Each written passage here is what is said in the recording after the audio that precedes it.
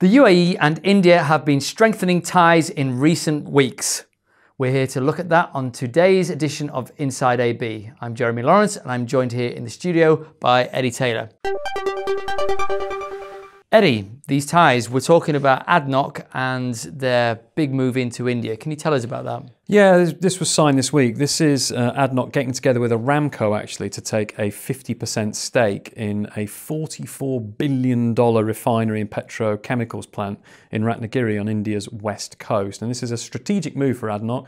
This is all part of strengthening their downstream portfolio. This is one of the things they've been particularly gearing towards. So that's looking at moving into the petrochemical field, moving into supplying petrochemical distributors and manufacturers in Asia. And this base gives them a really, really good jumping off point to exploit those new opportunities, if you like. So this is really part of their whole kind of growth and expansion strategy. Okay, Dr. Sultan Ahmed Al Jaber, of course, has got big plans for Adnoc Group as well, hasn't he? Yeah, and he sees Asia as a natural home for it. He sees it as a natural customer base, and that's not just India, that's the whole of Asia as well, moving into China.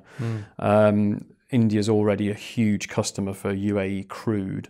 It's the second single biggest customer after Japan, actually. So it's already the relationship is already there, but this is seen as a part of a way of getting access to that market on the ground. Okay, and this isn't their first strategic move, is it, into India? No, I mean, back in May, the company signed an agreement to send, I'll get the figures right, 5.86 million barrels of oil to the Mangalore Strategic Crude Oil Reserve, and that's in the state of Karnataka in India. Now, this is a very, very interesting deal. Not only does this kind of boost India's strategic oil supplies, which every country needs in order to kind of, prevent against any vacillation in the oil market, to make sure it's got enough supply on hand to meet its energy needs.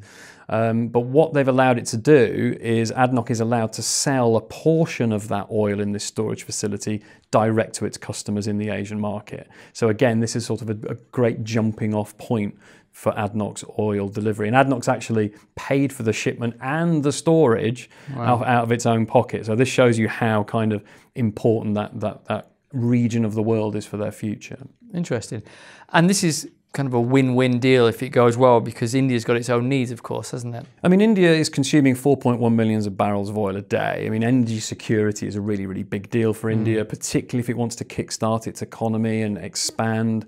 Got massive domestic consumption requirements from its 1.4 billion population. So, you know, and earlier in the year, we actually saw India take a very large stake in the Lower Zakum oil field in Abu Dhabi. So this isn't just a one-way street. This is actually very much a bilateral agreement. So India, an Indian oil company, ONGC Videsh, bought a $600 million stake in Abu Dhabi's Lower Zakum field. And again, that will basically guarantee a portion of the $400,000 barrel a day production from that field, which they hope the investment will go up to 450,000 barrels a day. Great. So, energy security for India and ambitious growth for Adnoc. You've summed it up perfectly. There we go. All right, Eddie Taylor, thank you very much for running us through that. You've been watching Inside AB live every weekday at 10 a.m. Please do subscribe, comment and share, and we'll see you next time.